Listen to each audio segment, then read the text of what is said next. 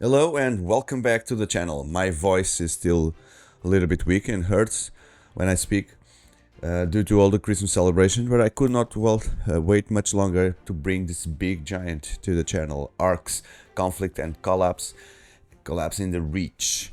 Um, I'm feeling the pressure today because ARCS was one of the most, if not the most hyped game in 2024.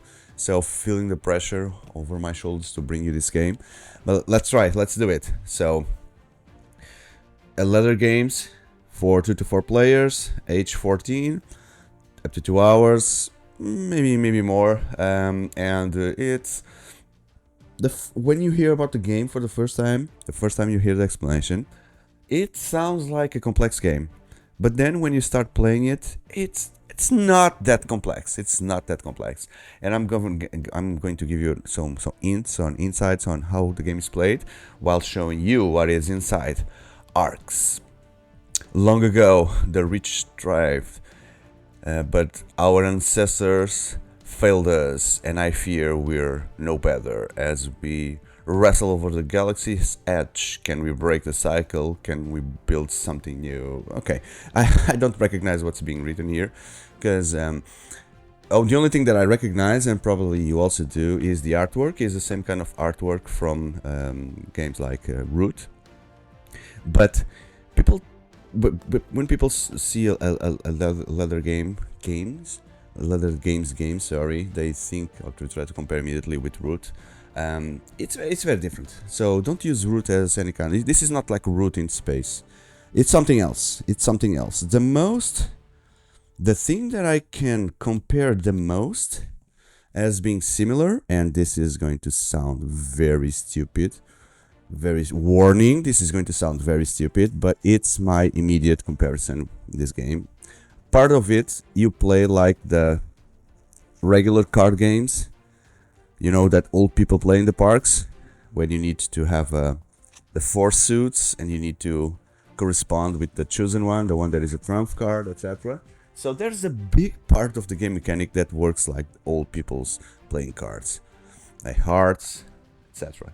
And that sounds very stupid, but it is what it is. It is what it is. And I guess everyone that I've played the game, they said, hey, it feels like this part of the game feels like we're playing hearts. Because there will be some cards that you need to play. But let's go over what's inside the box. Wow, filled up to the top. There's the manual, ARCS. Let's spend a little bit looking at the manual. I like Root's artwork, so I don't know the name of the artist, but it's always a pleasure to me to look at the art of this company's games or these artists and appreciate what's there, because there are always subtle jokes, etc. that probably will find some.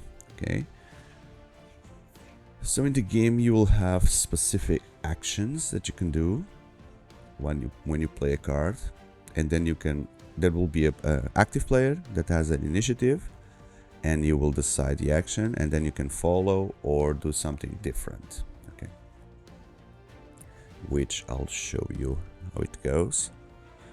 So there are these four, yeah, this one is upside down, so 4 player aids. Okay, which put here on the side. So it always scares me when you have a 4-page player aid, because it seems like a manual, but it explains you all the things that you can do, which we'll see in some detail. Then what is this? Okay, so we have the game board, and then we have the tokens. These are the resources. These are the cities and the spaceports for every player. So the red player, the blue player, the yellow player, and the white player. Okay. And these are some tokens that will fill some gaps, and in space they will define some of the gates that you have. There's the game board, which I'm gonna open now.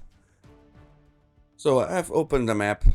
I stopped the camera and opened the map in order to show you this with more detail. So I can show you the full map because it's not long this way, but long laterally. But I'll show you and give you some hints about what you have here. So the closest thing that I see for root is that you have here the point tracker, and it's a race like in root, depending on the number of players, 4 player, 3 player, 2 player. The first arriving here will win the game. So that's a very, very similar mechanic. And then you will have this universe here, divided by sectors, and that's the middle of the galaxy or something. And the planets, they have like pairs in color, so this would be the same kind of planet with that one, and they will give you specific resources. So here you see that's a resource, that's oil, that's something else, that's another thing there. So you will have an initial setup based on some random cards, and you will have your ships around, your home planets, and then you can move around as well. So in order for you to move, these are like adjacent systems, but there are some barriers that you cannot pass through the cosmos. So you need to go to the center of the galaxy and then go around here in this circle part, and then you leave to the sector of the galaxy that you want to visit. Okay, that's basically how the movement works. Then the game mechanics, how everything works is that there will be an active player that can change throughout the game, and that player will put a card here which he will declare an action, okay, depending on the card that he puts there, and I will show the cards. So the actions could be build. You could build a ship on a spaceport, you need to have a spaceport, or you can tax a city in a planet that you have, or a planet that you control. So you can withdraw resources, these resource tokens. Okay. You can influence, and influence is, there will be some cards, I will show you the cards. You can put some of your tokens in those cards in the market to influence them. Influence means that there will be another action, which will be the secure, so you need to have the most influence there in order to secure, to get the card for yourself. Then you also have repair, because there will be battles, there will be players attacking each other, so you will be able to repair your cities and your ships as well. Move, okay, where you can move your ships adjacently, or you can do a catapult move. That catapult move is when you see in movies that you use the gravity of a star to slingshot you further away and faster. So you can do that, and you can move. You need to be on a starport that you control, and then you can move, keep moving until you find a planet that is controlled by someone else. It's like a super move that only stops when you find someone else and then you need to engage a battle. And then secure, we have mentioned that, which is getting those cards from the market, sorry, and you also capture everyone that is there, that was put there to influence from the other players. Okay. So that's how the game basically works. Then after the leader plays his card here, everyone else in player order will decide what to do. Okay, so, and then you need to see the actions here. You can surpass, which is you play an action card with the same type of card but with a higher number. So as normal cards, you have numbers that go from 1 to 7. So for you to surpass, surpass means that you're doing the same action, but you need to use a card that is higher than the one from the leader. Okay, so in this example, if the leader plays a 2, you can play a 4. The thing is that the number of dots you see here, it's pips. It's the number of times that you can do the actions in the card. So the lower the card is, the more actions you have, the higher the less actions. So here, in this example, the player that used this 4 can only do it 3 times. But at least he is surpassing, he is using the same kind of card to do the actions on the card. Then what you can do is you can put another card that doesn't match the lead card, but you only do one action from that card regardless of the number of pips. Okay, so if you don't have any card from that card, or you want to do something else, you can do then a pivot, and then you do the action that you need to do, but only once. So you need to strategically manage your hand considering that. Also, what you can do, and the last thing is, you can just play the card upside down. No one knows what it is, no one needs to know, and you're just copying one action from the lead card. Okay, so that's a good way for you to still do the actions you need, but then get rid of cards that probably won't help until the end of the round or something. So you just copy. And the way you seize the initiative is, in the end, after all players play their card, the one that has the highest number, it takes the initiative. Okay, so if you play a 7, you always have the initiative, unless you're doing a pivot. But if you play 7, 7 is the highest, and it has the initiative symbol there because you always win the initiative. So that's what happens here. And then all the players will do their actions during the turn. Okay, we've seen here something called the ambition declared. So the first player, the one that puts the lead card, you will also take this token, which I just unpunched, and you will declare an ambition. Declaring ambition here means it's the way you score points in this game. Because now if we go to the right side of the board here, hello, right side, where we see the 6 chapters that we need to play, and we see here the ambitions that you can declare. Okay, by declaring an ambition means that you take one of these markers available, and they will be available here, and you decide where you think that by the end of the chapter you will win. Okay, so you will win. You can win in 6 different ways. Let me see if I can align this to be beautiful on camera. So you could be the tycoon of the resources and have the most oil and cube resources in the end of the round. Okay, or you can be the tyrant by having the most captives in your cleanup area. So I'll show you the board. So it's by getting soldiers from other and representatives from other factions.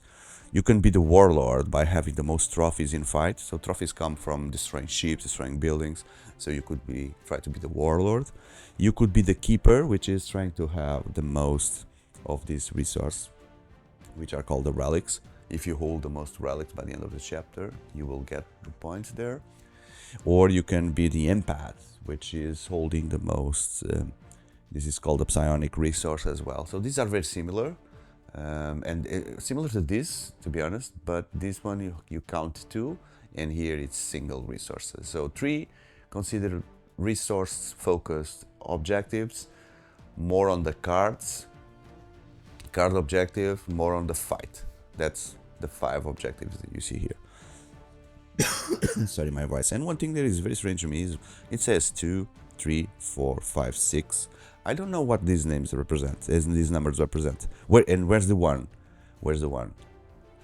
So maybe you need to go through this order, but it seems the names point out to something else, but I've never figured it out what it is. Except let's go it by order, but then there's no 1 anywhere in the board, so it's kind of strange. Cool. So, and this is the tokens itself. That means that if you achieve that ambition there, you get these points. And if you are in second, you get that. And then by the end of the chapter, one of the tokens will rotate. And then on the other side, as you can see, for the future of the game, the aim or the ambition will give you more points. So it speeds up the game for you to score more and more and more. Start more slowly, and then it becomes faster, faster, faster. That's it. And you play for the 6 rounds. Okay, cool. So yeah, what else here? What else here? You have then the boards, 4 boards. 4 boards. Let's see what we have here. Oh yeah, there's some different ships representing the factions. Oh, this is also a card in the game, so we'll see that card. These ships that look like guns. This is more like a rounded, a sphere looking like faction. Okay, and then what's important is on this side. So because you will have, this is where you put the ships that you destroy from others, where you keep your trophies. This is where you keep the soldiers in order to win those. Remember those there? Yep. Then some of these you can see there are circles here. So you are the resources that you can hold. You are limited to the circles in your board. So every time you get one, you can rearrange and discard to the ones that you don't need, because you're limited to 1, 2, 3, 4, 5, 6. One of the ways for you to reutilize the resources is in your turn you may spend a resource before playing the card or doing card play in order to do some of these things, like for example build or repair, move, you can battle, your card can also battle. If you use a relic you can do the secure action, or a psionic you can take the actions of the lead card. So you can take the action, you can take an action for lead card, so you can have an extra action depending on the lead card. And those slots there, they will be locked, these and these two, because on top of them you'll have like cities that you need to build first, or spaceports, in order to unlock those slots. And then in the end you also have here these two slots that will be having cities on there, which you'll take out, and you'll be able to win more points from the ambitions. So this will give you 5 extra points if you win ambitions. Very cool. When you are battling other players and you win the battle, the cards, as you will see, they will, when you attack, the dice will have keys. So when you have things, resources on these slots, and the cards that you have on your side, they will have keys. Sorry, they will have keys, yes. And so I can, when I'm doing an attack, I can just target using keys. I can steal things that you have here under the keys. By using the keys on the dice, I can get there. Okay. So this is a way for me to steal the resources from other players. So speaking about battles, since we're talking about battling, why not showing you the battle dice? Okay, here we go. You have three types of dice. You have the blue ones, blues, see here, reds, there's the orange here, reds, and purple ones. So, wow, so many dice. Why is that? Yeah, because when you are attacking, you need to decide what kind of attack you need to do. So there will be the normal attack dice that they have 50% of chance to getting a hit on the other player or failing. But if you can decide to do a more aggressive attack, which you will use the red dice, and the red dice will have double damage instead of just one, as you can see here, but some of them will give you a chance to also take a hit. So you see the fire symbols there, is your ships take a hit as well. And then you also have this, which has this circle, meaning that you will get a hit from every ship the opponent has at the same time that you get hit. So yeah, choose wisely. Some situations will be worth it to just be here, or some of them you may want to be more aggressive. And then if you are doing an attack that includes planetary targets like cities or spaceports, you can also decide to do, instead of attacking ships, you can use the raid dice, which are the ones that will provide you the keys. You see the keys there? That's how the number of keys you have, that's where you can go and spend those keys to get the resources, which is good for you to fight for the achievements in order to take the resources from other players, stopping them to get those ambitions, to those targets, and put yourself in the lead on that. But you also take damage. Okay, so the fire is damaging your own ships. This is damaging the ground units or the planetary targets, but you also have damage to yourself as well. So you need to be able to evaluate the situation and decide if it's worthy to attack with raid, assault, normal assault, etc. It's up to you to decide how it is. And it's always cool to take a look at the ships. So this is how the ships will look in the map. They look the same. They look the same, yeah. Although you have those different colors, different looks on the boards, on the player board, they look the same. They look like big boats.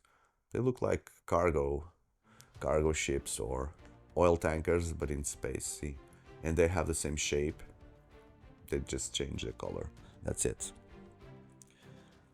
And in a similar way, you also have the representatives from each color, the ones that you use to influence the cards. That's what you have. That's what you have in terms of tokens. Ships or people to influence. Some cubes to track things, the initiative token, the round count marker.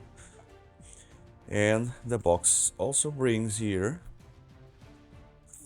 I'm just noticing you have lots of bags. Thank you, you'll need those. And the cards. So the only thing left for me to show about ARCS is the cards, so let's go into the cards right now. And by the way, by the time I'm recording this, there's already an expansion for this game. More than one. The small expansions with more cards, but there's a big one.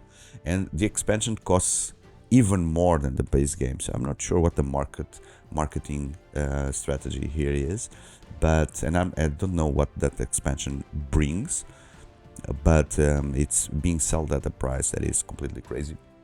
So maybe one day I can bring it to the channel.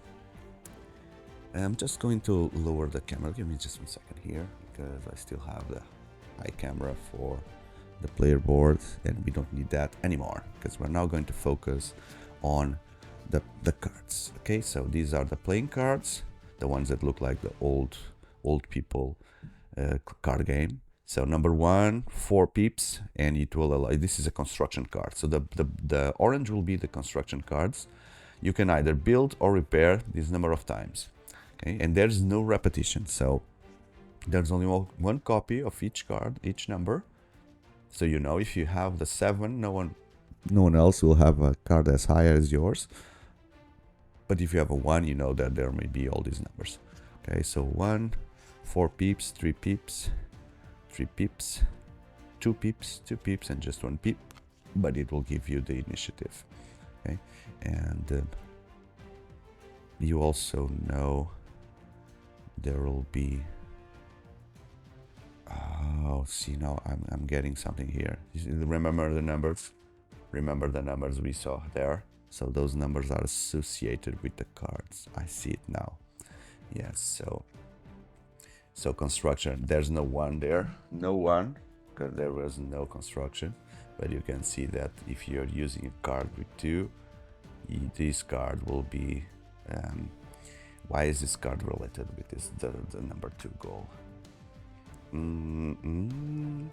This one will be related there. What's there? What's there? Am I failing here something? Then number 4 is that goal. Number 5 is this goal. Number 6 is this goal, and then number 7 doesn't have. Cards through 2 through 6 let you declare the matching ambition. Okay. 7 allows you to declare any ambition. Okay. Only for 4 players, because you don't use that when playing for 4. And with the number 1 card, you cannot declare any ambition. Okay, that wasn't clear for me, but now it is. Okay, so these were the build, and then you have the administration, which will allow you tax, repair, or influence. Same thing, you have 7 cards. Then you have the aggression cards, which allow you to battle, move, or secure. And 7 mobilization cards, where you move or you influence. These are the 7 ones. Okay. Then remember, I initially said that there is some setup. So these cards are the ones that help you to set up the game for 2 players, 3 players, and 4 players. So there's always one section that is out of play, and then every player will have, there will be 1, 2, 3, 4, and they will put their setup like it is represented here, and then you need to close the section that will not be used for play. Okay, and the way you know if you are 1, 2, 3, 4 and how to set up is because the game comes up with leaders. You will have a leader, so it's an asymmetrical game to start. Every leader will give you a good power and a bad power. You'll start with some resources, and then you will start also with these 3 units and planets on the map. So when you see here, for an example, if you are 1, you see 1A. In 1A you have this, a ship, sorry, 3 ships and a city. Then on where's 1B? 1B you will have another ship, another 3 ships and a spaceport. And then in these 2 sections you have 2 ships in each. That's your setup. That's how you read that. Okay, so the elder will be this leader. So after defeating in battle, you may influence in the attacker if the attacker took any trophies. Okay, you can have an influence action. Rivals cannot ransack the court when they battle you. And then when you are scoring tyrants, which is that one, gain no power for second place. Okay, so you can only be on first, and gain power for second place if you get first place. So you're limited. That's a bad thing. You cannot get so you should not do this. You should focus on other achievements other ambitions where you don't have limitations. This reminds me, Power Rangers Alpha 5, the robot. Maybe that's the idea. It's called Elder here. Okay, then we have the Mystic. Mystic is attuned. When you copy your pivot in order to tax, you gain 1 psionic along the taxed resource. So it's a good one for you to focus on. Empath, the empath here, because it gives you psionic. Cryptic in setup, place agents on your material and your outreach slots on your player board. Okay, so you will have. So you start with limitations here on the player board.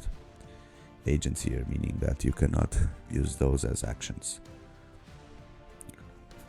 So there's always, as I said, there's always a good thing and then a catch thing. The fuel drinker, insatiable. When you copy your pivot in order to tax, you gain 1 fuel. So it's a good for the tycoon there with fuel. And when you score, you must discard all fuel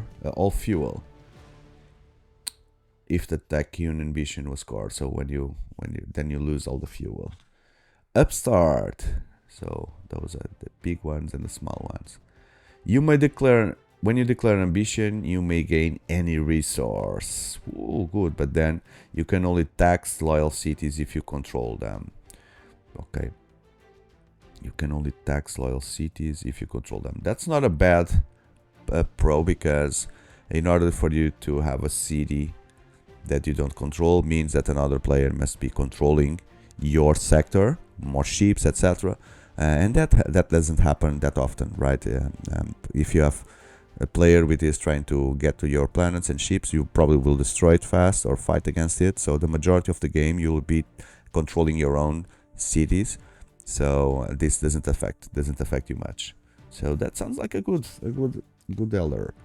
And it gives you a resource of any kind. So hey, I need that, and you can just declare an ambition and you get the resource for that. The rebel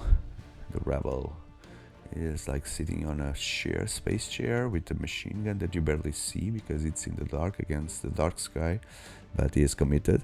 In battle, you collect 2 extra die. Wow. Wow. So yeah, you attack with 2 extra dice. Not bad, but then you cannot move more than 2 ships at a time. Okay. So it limits you a little bit because you may want to do a big attack, but just 2 ships with 2 extra dice. That means 4 ships, right? Baseline 4 ships. No, not baseline, because you can attack with only 1, and that will be 3. So not bad. Doesn't look like a bad thing, and it seems here that you'll have the typical setup that everyone has. And then the warrior. When you copy or pivot to battle, you may move before or after you battle. You may do this even if you spent a weapon to let you battle. Okay. So there's a move there that will allow you to strategically put yourself in the place that you want to be. When you're scoring empath, gain no power for second place. Okay, so this guy is not an empath. The Feastbringer. When you copy or pivot in order to secure a card, you may influence before or after you secure. So if you're planning to get a card, you can influence before and do that special extra move to, hey, I'm influencing here, putting some men, and then, oh, now I'm securing, now that I have the chance to take it out for me. But then to declare an ambition, you must give one guild card to your rival with the least power. So yeah, disclaimer, I've played with this leader here and I didn't enjoy, because I was never able to declare ambitions because I didn't have cards. So I was always following other players' ambition. That limited my strategy. I was more feeling like a follower instead of a leader leading the game, because if I would need to invest in cards in order to have cards to give to other players to declare ambition. So although it's like telling me, hey, you should have lots of cards, you could have lots of cards because you influence before you secure, it didn't work exactly that way. So I didn't like Feast Bringer. And then there's the demagogue. The demagogue. When you declare an ambition, you may influence any number of cards in the court once. Okay, so that's a good one. So you do like two things. You declare an ambition and then you also influence at the same time. But then you are paranoid. You cannot secure guild cards with only one loyal agent on them. Okay, yeah. So you can only guild cards. So there are different types of cards. We'll see those, but it limits you. You need to have two agents, at least two agents on the cards to get them. And speaking about the cards, so that's the only thing left for me to show you today, is the cards that you influence and you secure.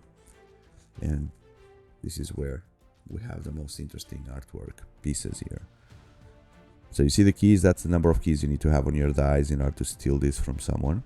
And it also works as a splendor kind of thing. It has a passive resource that you need for counting. Here, it also generates something always there. So, and this is a guild card. So these are guild cards. And then you have the Vox cards. You have the lore cards. I'm just gonna separate everything here. Guild cards. The lawyer engineers. If you provoke an outrage, keep this card. You may spend any resource as material. That's good. Mining interests. That thing is mining something there. Material cartel. I'm going to focus on the artwork now. You can read the card if you want. Admin union. Construction union. So these are the guys that give you specific advantages. The fuel cartel, the loyal pilots, the gatekeeper, so the space whales, the shipping interest, spacing union, arms union, prison wardens, skirmishers, court enforcers. Oh, there's a guy there with a blade coming from his back. Loyal marines. Lattice spies. Farseers. What's that? That's a robot. Secret order. They control everything. Loyal empaths. Silver tongues. Loyal keepers. The sworn guardians. The elder broker. Relic fence. Yeah. And the galactic bards. Okay, so this is like Star Wars cantina there. Unfortunately, my voice today doesn't allow me to do musical achievements. Okay, then you have the Vox cards. So the Vox are different. While the other ones are like passive cards, they're always active, doing whatever they do, being able to be stolen by using keys against you, giving you the passive resource as well. Then the Vox cards, they have an immediate effect. When you get the card, you do whatever it says here. So mass uprising, choose a cluster on the map, place one ship in each system of that cluster, and discard the card. So you just put ships there immediately. Populist demands, you may declare an ambition. Oh, that's a good one. You get a card and you can declare an ambition. Outrage spreads. You may choose an outrage type. Each player must provoke an outrage of that type, which is destroying your resources. And limit everyone. That's Song of Freedom. The Guild Struggle. Call to Action. Okay, so these were the Vox cards, because this is already a lore card that I took from mistake. So the lore cards, so they look different. And every player will have a lore card. So the lore is given on setup randomly. You choose from like a draft. You choose from the available cards there. Everyone chooses a leader and a lore, and will accompany you throughout the game. So for example, if you get the Tool Priests, once per turn you can build one ship at any city that you control, meaning that you can do that on ships of other players if you control them. Okay, and there's some lore here. Yes, even rival cities. Oh no, that's no lore. That's like an explanation. Yes, even rival cities. So there's no lore. There's no lore. Galactic rifles. I've seen this in action. This is very dangerous because your ships will become this and they can shoot adjacent places. Sprinter drives. You may move fresh loyal ships. When you move fresh, you may move any of them one more time. Them are fresh. Okay, so when you are in a battle, your ships become damaged. So fresh will be non-damaged ships. Damaged ships can also move, but just once. Whoops. Mirror plating. If you defend a battle, you add one circle to the attacker roll. So that's the circle means that you will always damage your opponent with one damage for every ship you have. So it means that anyone attacking you, they know that they will get this. So that's very good. That's very good.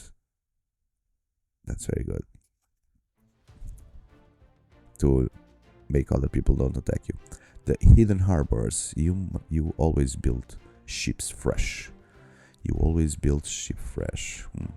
that? Because if your spaceport is damaged, it doesn't build fresh. When defending in battle, the attacker cannot collect raid dice if you have a fresh ship defending the starport.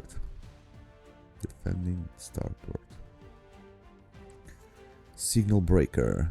When attacking in battle, if all ships are fresh at the start of your battle, you ignore one bad roll. Okay, so if you only have fresh ships, there's no way for you to get at least one of that against you. After you battle, as the attacker, repair one loyal attacking ship. Okay, so you have the repair droids with you. The gate ports. You may build starports on gates. Gates is the middle part of the map. Maximum one per gate. When rival ship takes a move into a gate you control with a fresh loyal starport, you capture one of the agents. So you need to pay the tax. You need to pass the gate and then capture one of the agents. The cloud cities. You may build cities on planets outside their building slots. Max one per planet. This costs one resource of the planet type. Is this some? Okay, so you can tax. Build city. So you can tax more each planet. The living structure. You can tax a loyal city. Normally it's just on tax, okay, and when you do a repair, you can replace a loyal starport with a loyal city or vice versa. So you can change the kind of structures you have. The gate station. You may build cities on gates. Same thing. A gate cities type match all cities in the cluster. Okay, so you can tax anything. Railgun arrays. When defending in battle before the attacker collects dice, they must take one hit if Any loyal defending ships are fresh. Okay, I'll prefer the other one. That gives circle immediately. Ancient holdings. This card has one extra resource that costs 4 keys to be stolen. The ancient holdings. Secret torpedoes. When attacking in battle after rolling dice, you may reroll up to 1 assault die for each fresh loyal attacking ship. That's good, that's good. That will force you to work with the assault dice, the red ones, because you can reroll the things that when there's fire against you or there's a ring against you, you can reroll those. That's very good. It will make you very aggressive in the game if you play wisely.